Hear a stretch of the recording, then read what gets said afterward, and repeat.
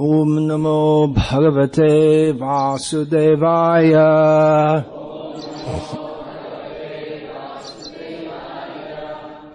Om Namo Bhagavate Vasudevaya. Om Namo Bhagavate Vasudevaya. Ishyagatosi bhadrante Gramyan kamana bhipsase Udvahishyami tangsteham Svabandhubhirarindama. Translation: O killer of the enemy, you have somehow or other come here. This is certainly great fortune for me. I wish all auspicious things for you. You have a great desire to satisfy your senses, and all my friends and I shall try our best in all respects to fill your desires. Purport: the living entity comes down into this material world for sense gratification, and his intelligence, represented by the woman, gives him the proper direction by which he can satisfy his senses to their best capacity. In actuality, however, intelligence comes from the Supersoul, or the Supreme Personality of Godhead, and he gives full facility to the living entity who has come down to this material world. As stated in Bhagavad-gita, Vyavasayatmika buddhir ekeha kurunandana Bahushakha yanantascha buddhayo vyavasayinam. Those who are on the spiritual path are resolute in purpose, and their aim is one.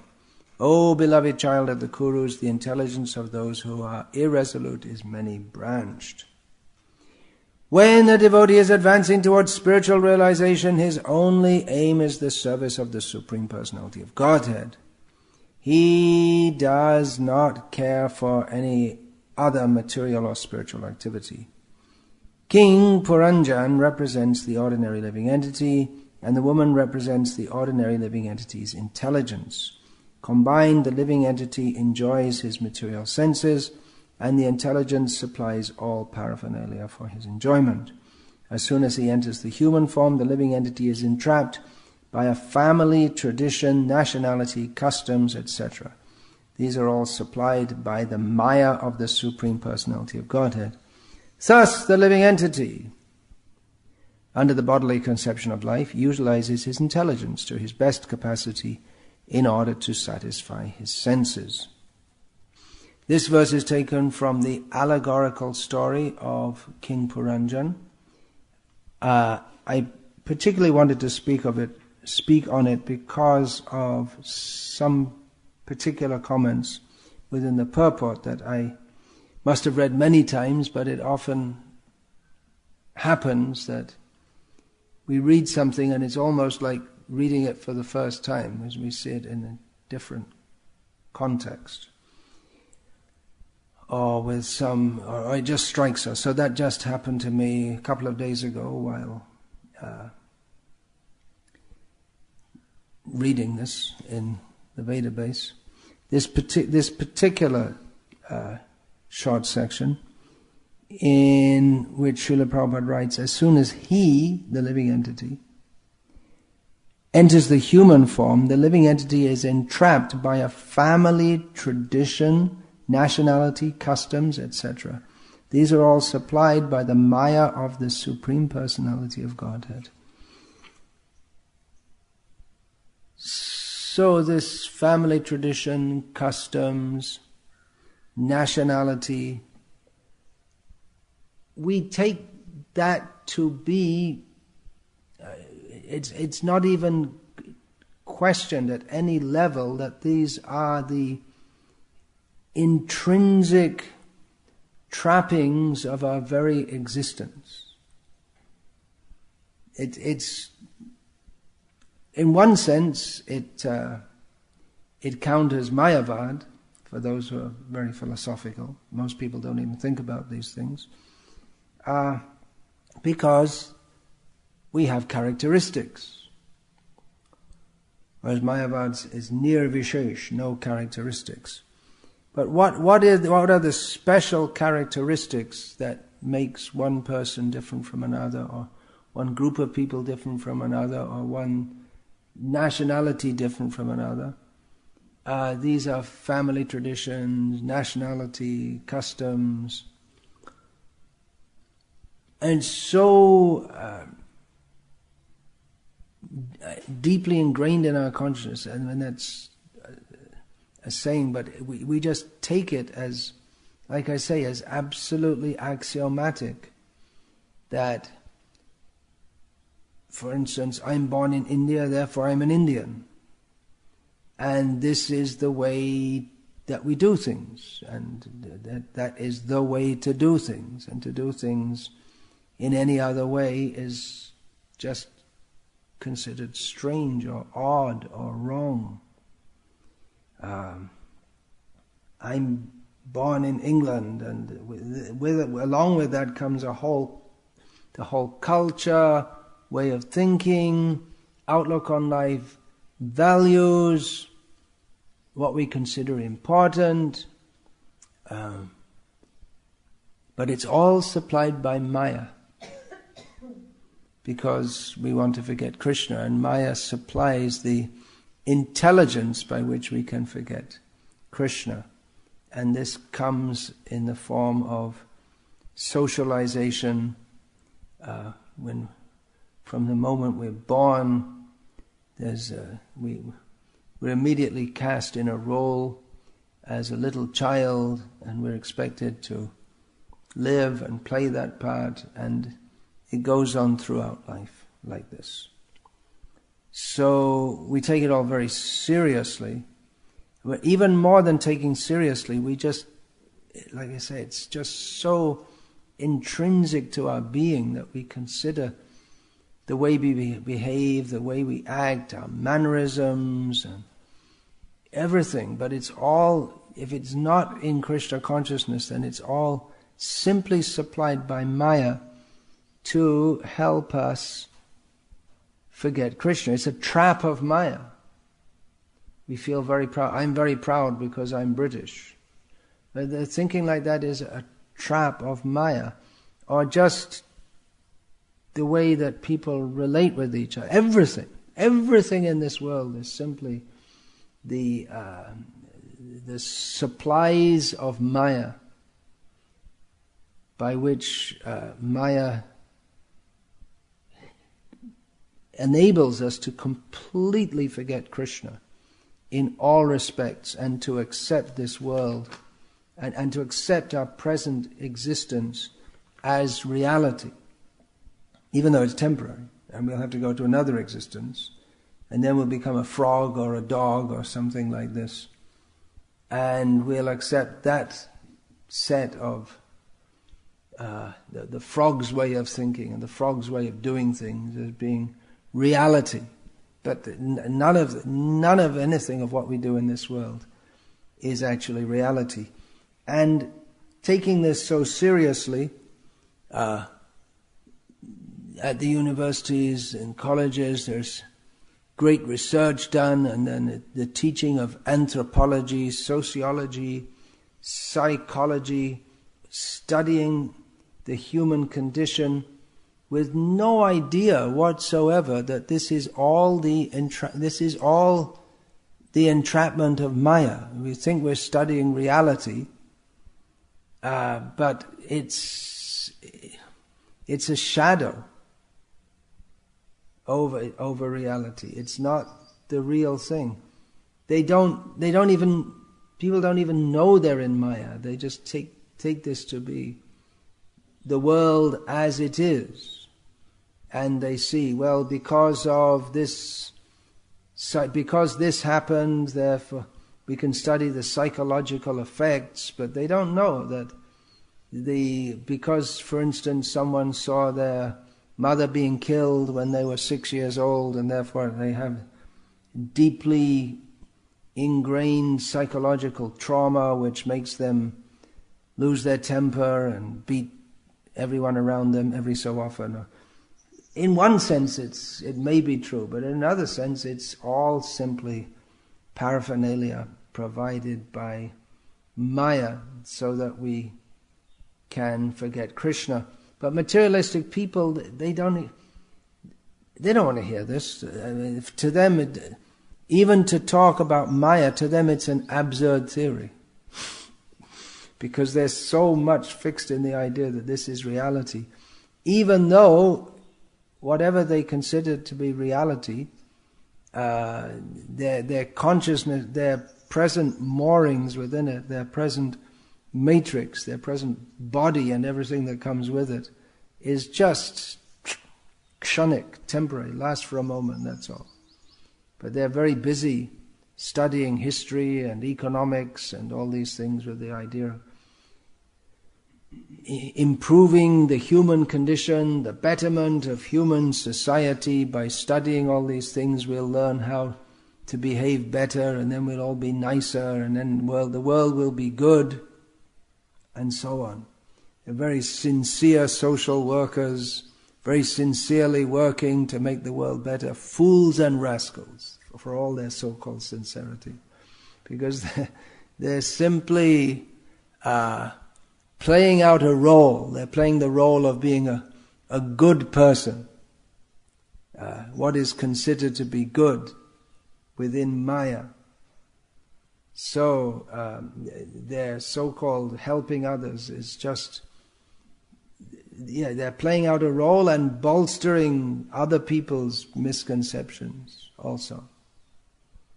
So even much of religion, it's just, what's so-called religion, it's not for the sake of understanding the truth or for the sake of surrendering to Krishna, but it's just more paraphernalia of Maya to keep us in illusion. It's in many cases quite absurd. If we go on Saturday to one of the main streets in Jerusalem, we'll find cars are driving there, which is not surprising. And there'll be many Orthodox Jews trying to stop the cars driving. Why do they do that? Because Saturday is the Jewish Sabbath and you're not supposed to do any work on the Sabbath day. So they're trying to stop the cars driving because these other Jews who are not so strict are driving the cars, and they're breaking the laws of God, who says you shouldn't do any work. I don't know, what, you have to have someone to feed you, carry you to the toilet? What qualifies as work? So the idea is that as long as the Jews don't strictly follow the law, with their imaginary law, then the Messiah will not come. Just completely absurd. But they're really convinced of it. And thus they are entrapped in Maya by various customs and wrong ideas. No. Much of what goes on in the name of religion, there's no idea. Well, there may be some very vague and distorted idea of God, but really it may be better in some ways to be religious, maybe, but it doesn't get us out of Maya. It's another facet of Maya. There's no idea of God, how to surrender to Him. It's all based on the bodily concept, the Jewish religion especially, because the idea is that you are the chosen people. You're born. If you're born a Jew, I know what their idea is, what happens to everyone else, or why that God likes the Jews in particular, not any. Why why does God like them? What's if someone grows up and you don't tell him he's a Jew, he wouldn't know. So, very strange ideas. All in the bodily concept of life. Therefore, Srila Prabhupada, so much he preached about the bodily concept of life. We're not the body. Because it's not just a matter of theoretically realizing that we're not the body and that we're spirit, soul, but there's the bodily concept of life goes much more beyond thinking I am the body. But with it comes I'm not just this body, but this body is, for instance, Turkmenistani, so, or whatever it may be. This body is Gaelic. I don't think many people think that nowadays. Or I was born on the Isle of Man, therefore I am Manx. It's a Manx body. And so on and so on. And then, because we are Manx, we have our history, we have our culture. There's a little island in between Great Britain and Ireland. It's called the Isle of Man. And they used to have their own language, which is now lost, and anyway, it's just an example of people who they identify that this is our way of life, this is our way of thinking, this is what we do. In Russia, many people think that, well, we're Russian, we're Christians, we have to support the Orthodox Church, not thinking that before the Orthodox Church came to Russia, there are many people living in Russia, the land that's now called Russia, which wasn't called Russia at the time, and they had no idea of Christianity, in fact, even before Christ. So they didn't even have the idea that we are Russian, because the idea of a Russian nation hadn't arisen at the time.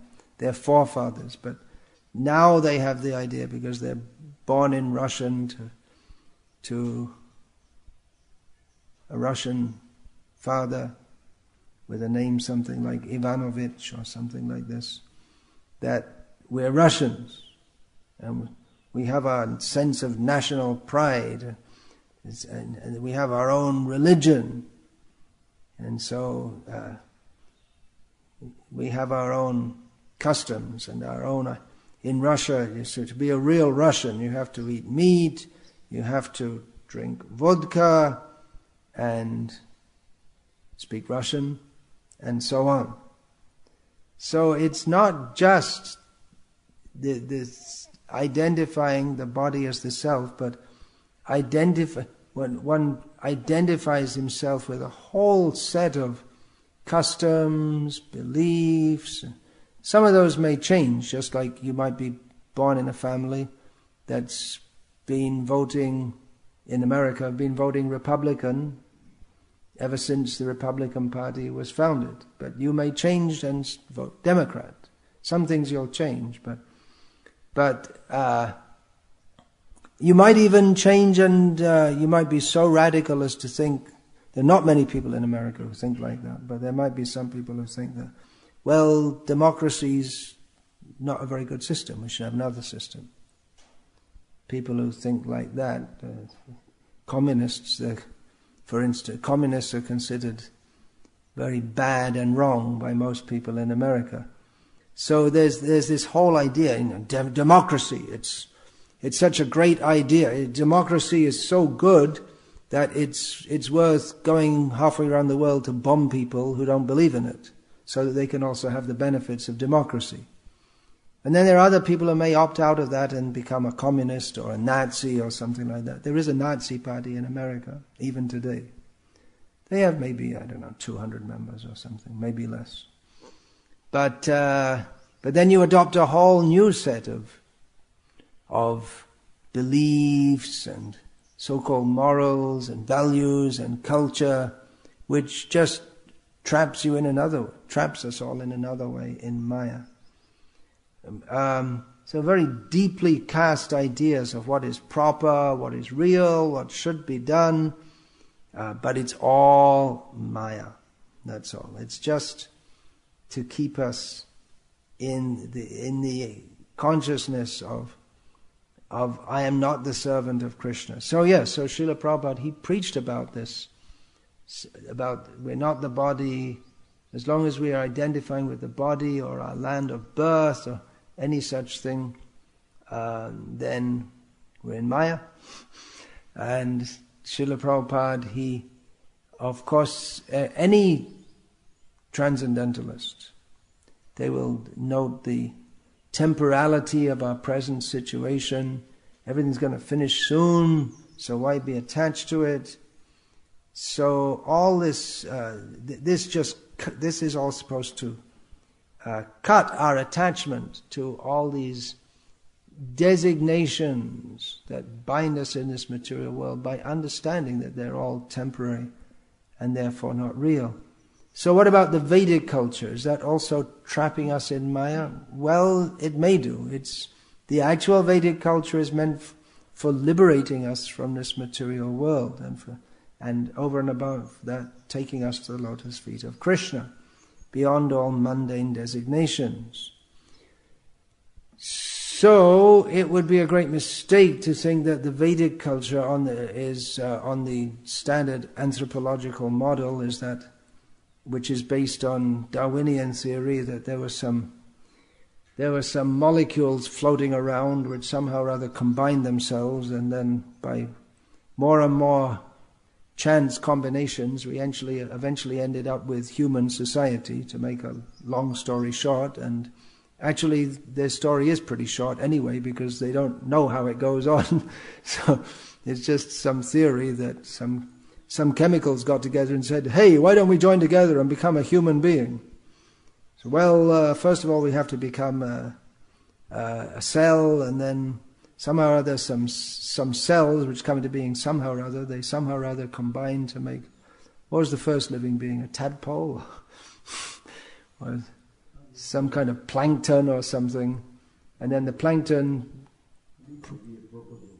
protozoa, amoeba, and then somehow or rather the amoeba, it's very difficult to imagine this, because the whole ecosystem is one of interdependence. Like amoeba get eaten by, and plankton, they get eaten by fish and like that. So anyway, the amoeba turned into a fish, and then the fish started eating the amoeba, but still the amoeba survived in the trillions, and then the fish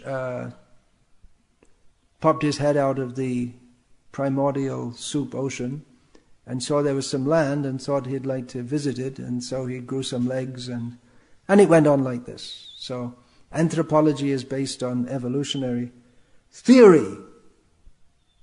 That's an important word, theory. So the idea is that human culture evolved. First of all, there were apes, and then they became half men, and they started grunting, and then it became more sophisticated, so we ended up with Sanskrit, for instance, extremely sophisticated language, which only completely ignorant people speak, because really sophisticated people speak English. And therefore all these cultures, they've simply evolved from Stone Age,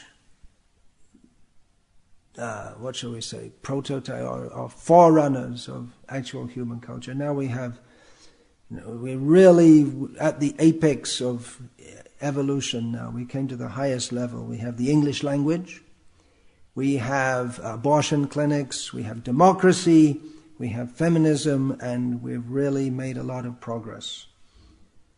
So is the Vedic culture just one of those cultures, and one which, or one that's actually outdated because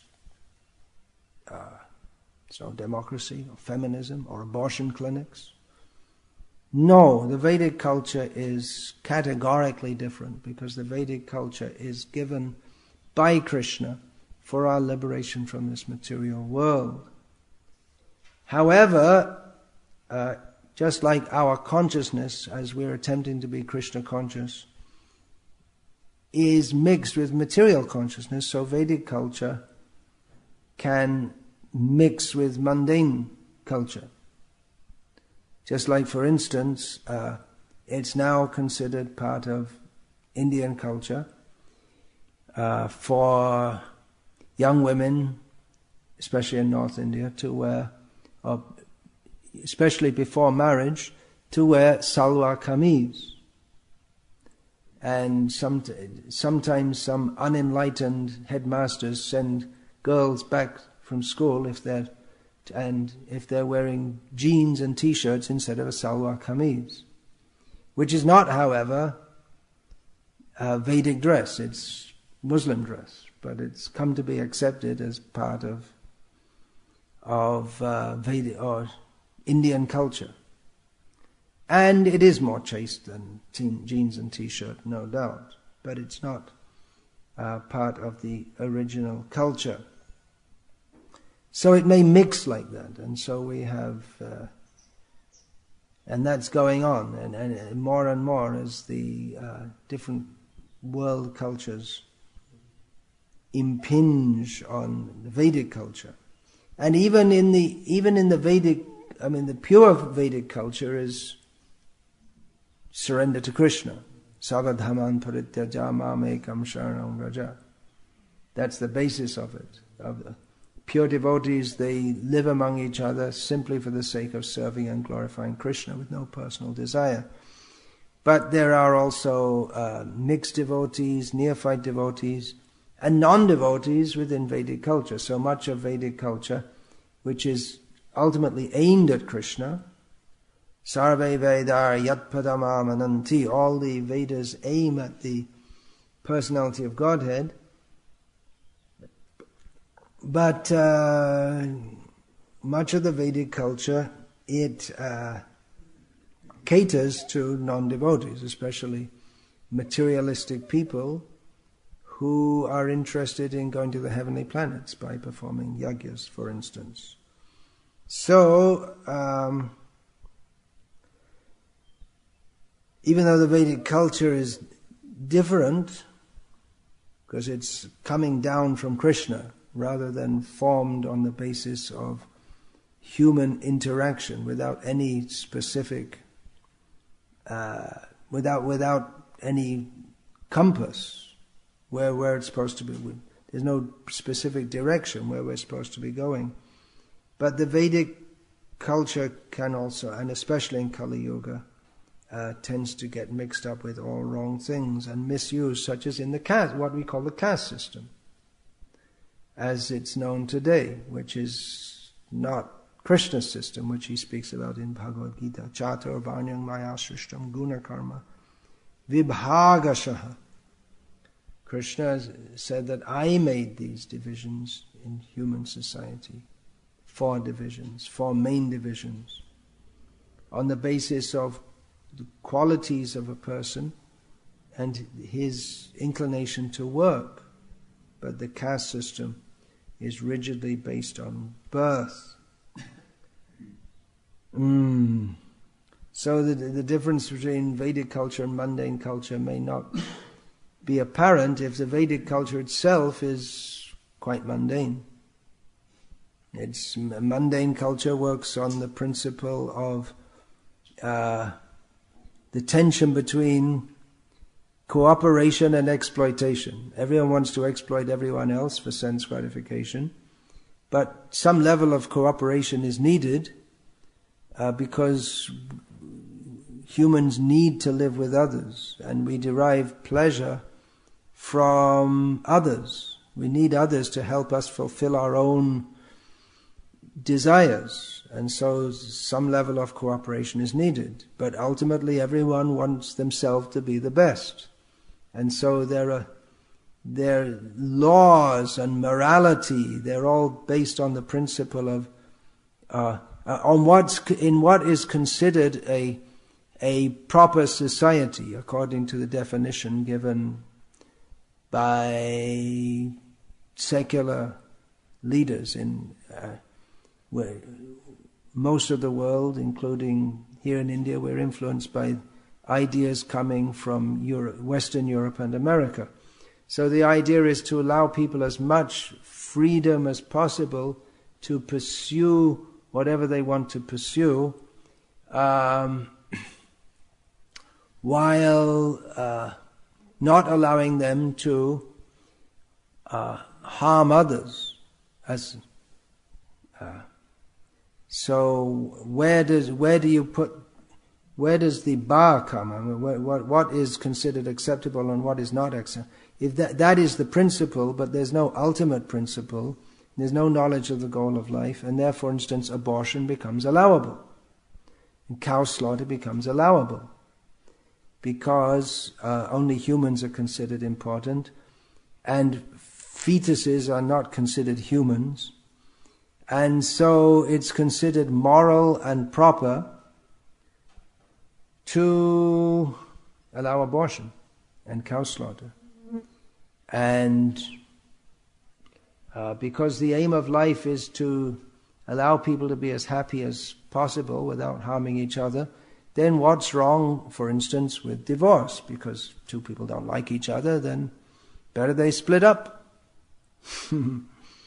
So all kinds of wrong ideas come because the whole culture is simply based on sense gratification without any knowledge of the actual goal of life, or who we are, or what we're supposed to be doing, or how we can actually be happy.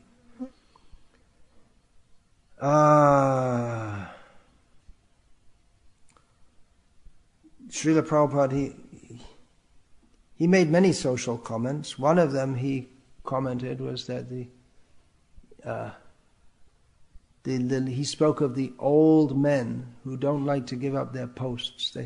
There's again another symptom of the bodily concept of life. That thinking, or the whole aim of society is to get on top. Not everyone is so ambitious.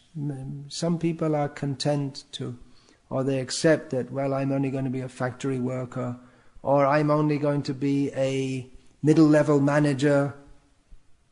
But then in their dreams, in their daydreams, they may be dreaming, I became the head of the state, or I became the world boxing champion, or I became Miss World, or something like this.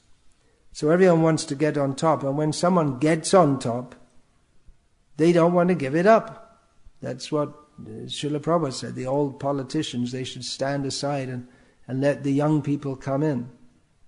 And the old people should retire for spiritual realization, but they don't want to. And Srila Prabhupada gave the example of Mahatma Gandhi. He was campaigning for independence. He got independence, but still he wanted to be involved in politics. No one was listening to him. He wasn't happy, and eventually, as Srila Prabhupada predicted, he died ingloriously. That is the word that Srila Prabhupada wrote in a letter to Mahatma Gandhi, that you will have to die ingloriously unless you leave this politics. So again, it's coming from the bodily concept of life, and from that comes the idea I should be better, I should dominate. It's all imitation of God, that's all. Ishvaroham aham bhogi, siddhoham balavan sukhi. It's all this completely bizarre and impossible idea that we shall become God. Either by becoming a great enjoyer of this world, or when one becomes frustrated in that, then one tries to be liberated and imagines that you've merged into God and you're equal to God. So the karmi and the jnani, or the person who wants to enjoy this world and the person who wants to renounce it, they're both of the same consciousness, actually. It's all the idea of trying to be God. And this, to be a leader in human society, is another contamination. Of course, there have to be leaders, and Krishna himself speaks in Bhagavad-gita about brahmanas and kshatriyas, who are the brahmanas are the spiritual, intellectual, and moral leaders of human society. The kshatriyas are the administrative leaders, who must, of course, also be moral leaders to some extent.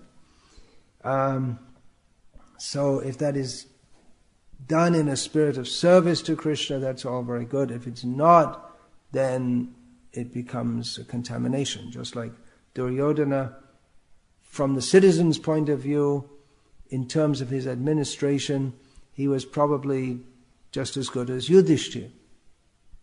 From the citizens' point of view, apart from the fact that they probably all liked Yudhishthira better, but in terms of taxing and providing public services, protection for the citizens, utilities, Duryodhana was probably, we don't have much record of that, we don't have any record of anything else, of him being mistreating the citizens or persecuting them. He was only persecuting the Pandavas. So they were probably just as good in many ways, but there was a complete difference in the attitude. Yudhishthira wanted to be the king for the sake of dharma, and Duryodhana just wanted to be the king for the sake of his own fat ego. That's all. So that was the difference. And Yudhishthira was godly, and Duryodhana was not godly. Even though Duryodhana, when he was dying, he said, "You see, I performed many yagyas, I gave charity to brahmanas," and he was recounting all his pious deeds. But even that was done in the consciousness of wanting to show himself to be a good king and showing off to others. There was no humility whatsoever. Just everything he did, even the pious activities, was simply to water his egoism. That's all. So this false egoism of thinking, I am the body, I am the best. If I'm not the best, I'd like to be the best. This is all coming from this bodily concept of life. And then Maya supplies us all kinds of facilities and association by which we can feel comfortable. We feel yes, this is the way things should be. In a wrong kind of society. So that about leadership,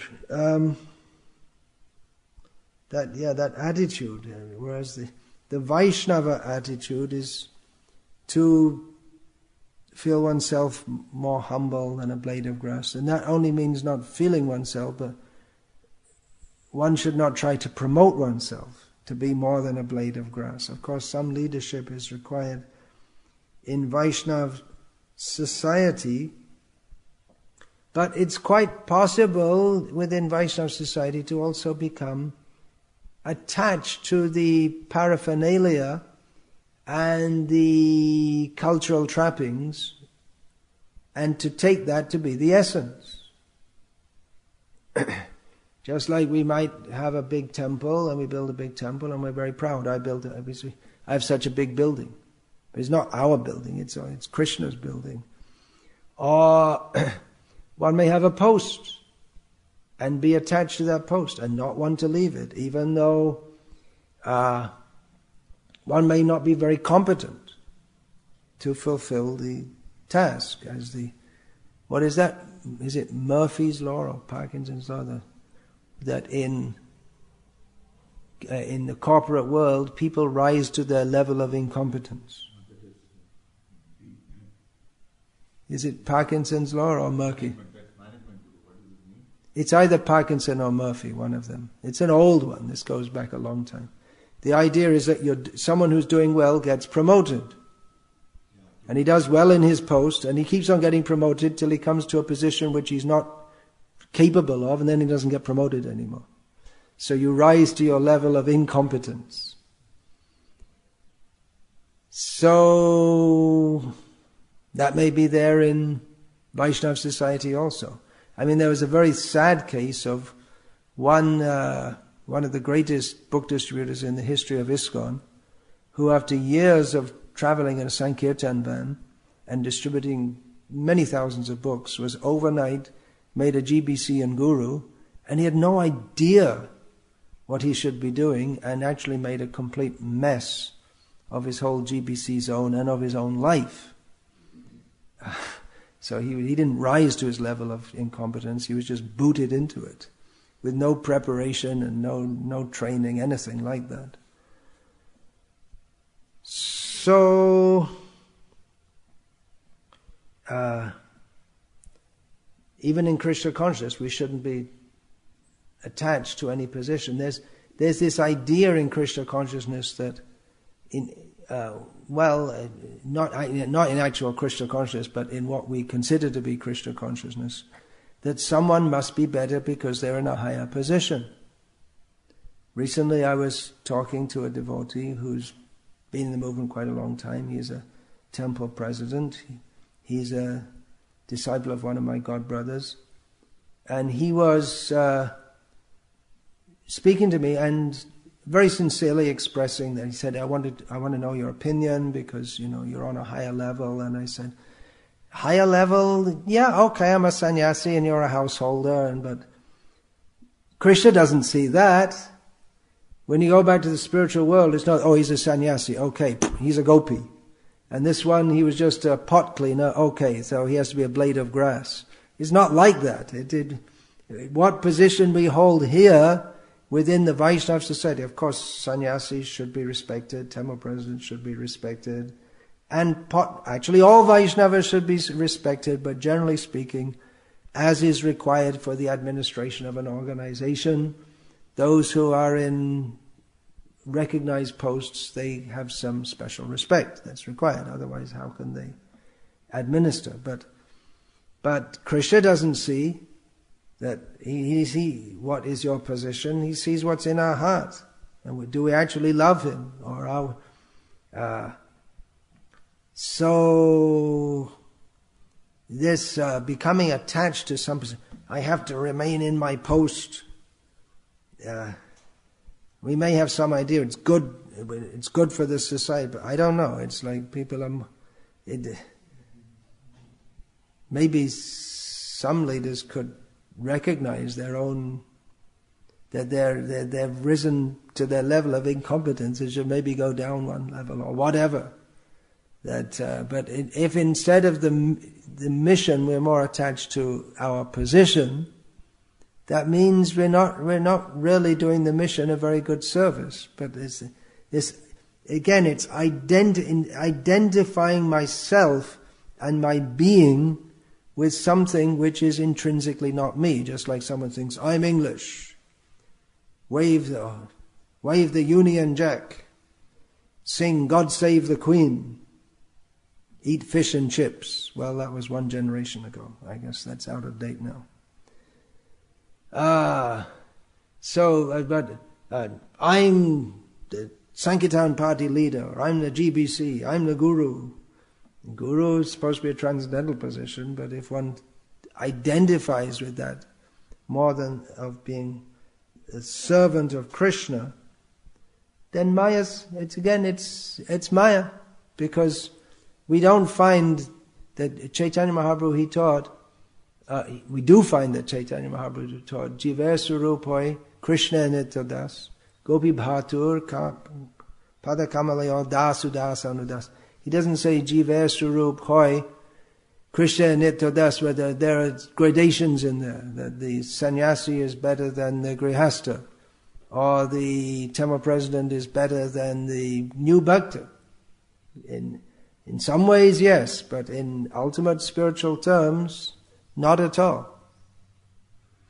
So, while forming an organization called ISKCON, we have to be careful that the traditions, the customs, they're understood and practiced for the sake of fostering Krishna consciousness. Lokiki Vaidiki Chaiva. No, what's that verse? Anyway, the purport of this verse, which I'm just remembering the first line of, is that all customs, rituals, whether they're lokic, which means conventional, or Vaidiki, whether they're Vedic, It's all meant to be done for the pleasure of Krishna. Otherwise, it becomes what people call empty rituals. So this striking statement, Maya provides family tradition.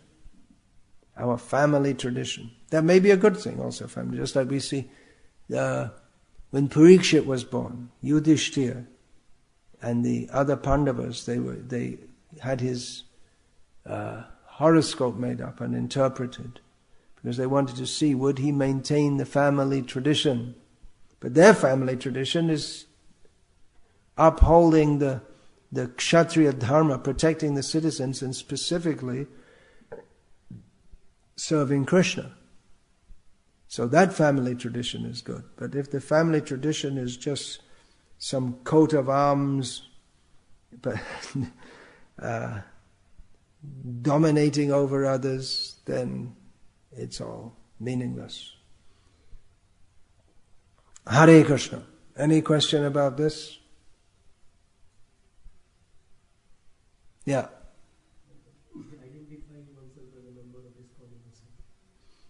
If one is identifying oneself as a member of ISKCON Maya, I believe it was George Harrison who asked Srila Prabhupada about this. A similar question. He said, as George Harrison asked Srila Prabhupada, as the organization grows, it might be that devotees become more absorbed in I can't remember exactly how he put it, in management, and it may become material. And Srila Prabhupada said, no, because it's Krishna's organization, it's for Krishna. Then as long as we keep Krishna in the center, then management for Krishna is spiritual. But that I also recall, that Srila Prabhupada, he so much stressed that leaders and all devotees, they rise early, attend temple programs, read the books and all, so that they actually apply themselves to spiritual life so they can be on the spiritual platform. Otherwise, mundane consciousness may enter.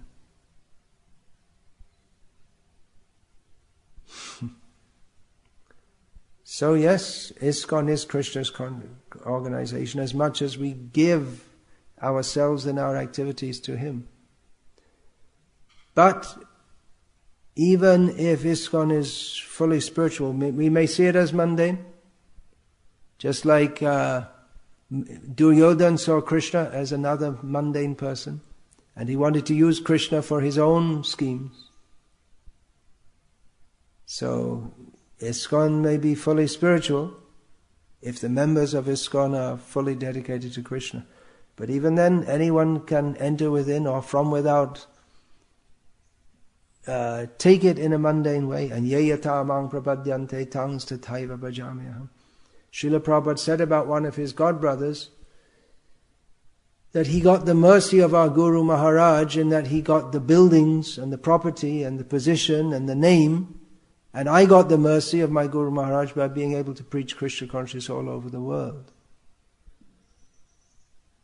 So, having a big position and being in charge of various properties, if we're not in the right consciousness, that may simply be Maya's way of cheating us, that's all.